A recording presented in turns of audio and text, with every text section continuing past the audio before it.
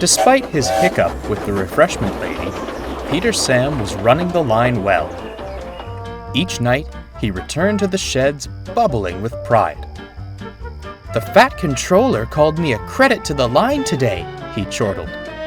"And the refreshment lady is so pleased with all the passengers I bring, she's naming a beverage at her stand after me. Imagine that!" Although Peter Sam didn't intend it, his excitement made Skarloey feel left out. He missed the familiar faces of the passengers and was tired of sitting in the shed and Sir Handel's constant grumbling. "Please, sir," he said to Sir Topham Hatt the next day, "there must be something I can do to be useful." "We could take the empty trucks back to the quarry," suggested his driver. "Very well," conceded Sir Topham Hatt, "but it shall be strictly light work until we can have you mended." Skarloey was excited and told the others about it that night. "Humph," snorted Sir Handel. "You engines tire me with your eagerness." "Never mind him," chuckled Peter Sam. "I'm glad you can stretch your wheels again. But you'll have to leave early to make way for my passengers." "Don't you worry," smiled Skarloey. "We'll be clear of your train in good time." The next morning, Skarloey set off with some empty trucks and a van. He puffed slowly up the line as the sun rose in the sky.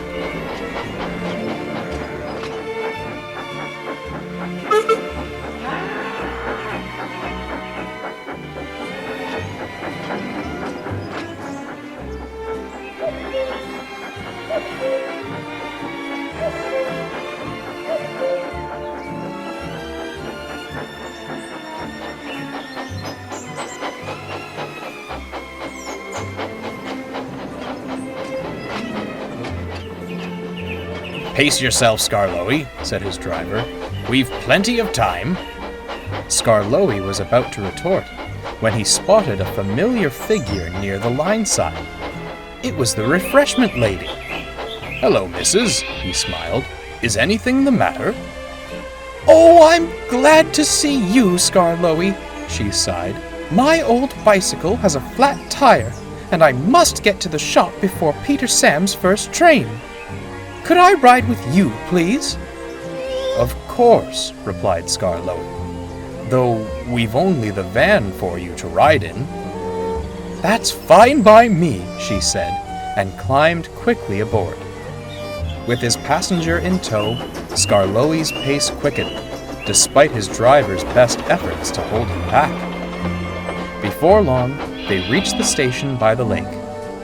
Skarloey was tired, but pleased. "Thank you ever so much," said the refreshment lady. "I'll tell everyone what a grand little engine you are." "No need for that, missus," panted Skarloey. "Just looking out for my passengers." What Skarloey hadn't accounted for was the refreshment lady's penchant for gossip. When Peter Sam's first train arrived, she told the passengers all about it. News soon spread, and each day, Skarloey found more passengers waiting along the line for him. Farmhands, quarrymen, and, of course, the refreshment lady. "Never mind," he chuckled to himself. "It's more convenient. I can handle a few passengers of my own." Unfortunately, the gossip spread to more than just the passengers. "One mistake with the refreshment lady, and you think I can't manage," fumed Peter Sam as he backed into the shed. "Just looking out for your passengers, eh? There wouldn't be any passengers for you without me. Some thanks I get." Peter Sam shut his eyes and pretended to sleep. Skarloey hadn't meant to cause any offense, but all his rushing about left him too exhausted to reply. Peter Sam was still in a mood the next morning. His passengers, he muttered. "The very nerve!" With a thunderous whistle, he jerked the coaches out of the station. He found it hard to stay cross once the journey began. It was a beautiful day, and the coaches hummed happily behind him. Suddenly, he saw steam rising in the distance. "What on earth is that?" he thought. He didn't have to wonder for long.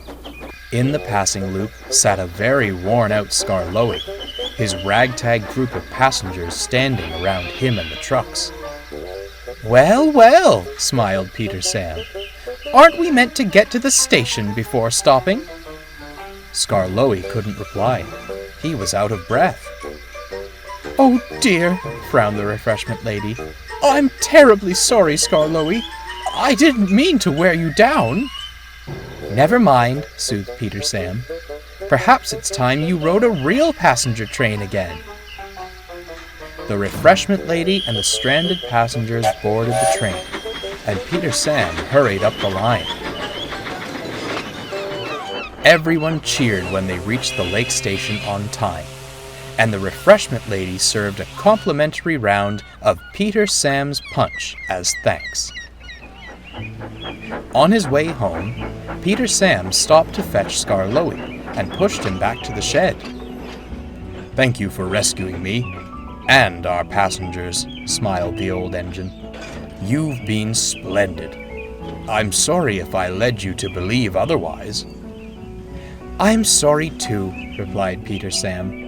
"I shouldn't have been so cross. I know you only want what's best for the people on our line." "How is an engine meant to rest with all this sentimental babble?" Sir Handel interrupted. "He's right, you know," winked Skarloey. "He needs all the rest he can get. The fat controller says he's taking my trucks tomorrow." Peter, Sam, and Skarloey guffawed loudly. Sir Handel seethed in silence.